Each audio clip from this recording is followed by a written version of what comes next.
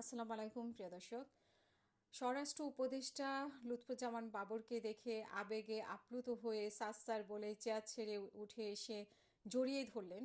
যে লুৎফুজ্জামান বাবর স্বরাষ্ট্র মন্ত্রী ছিলেন এক সময়, আর এবং স্বরাষ্ট্র উপদেষ্টা তিনিও লেফটেন্যান্ট জেনারেল ছিলেন, অনেক বড় মানুষ এবং লুৎফুজ্জামান বাবরও অবশ্যই অনেক বড় মানুষ, কিন্তু এই ক্ষেত্রে কেউ চিন্তা করে নাই কেউ কাউকে কে বড় কে ছোট। এইখানে এক ধরনের আবেগ কাজ করেছে, সে আবেগ থেকে হয়তো উনি উঠে এসেছেন এবং ওনাকে জড়িয়ে ধরেছেন।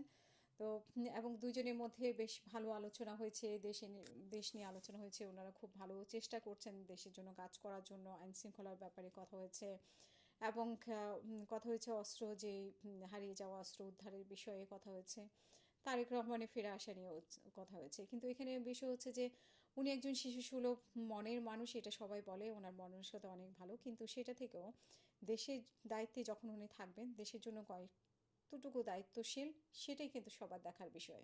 সো উনি যেরকম মানুষের দিক থেকে ভালো, শিশুসুলভ, সামাজিক এবং পারিবারিকভাবে, সো মানুষ আশা করে যে দেশের জন্য উনি ভালো কাজ করবেন, সেটাই কিন্তু আমরা বেশি আশা করি। আইন শৃঙ্খলা ওনার হাতে বিশেষ করে অনেক বড় একটা দায়িত্ব ওনার কাছে, সেই দায়িত্বটা উনি ঠিক মতো পালন করবেন।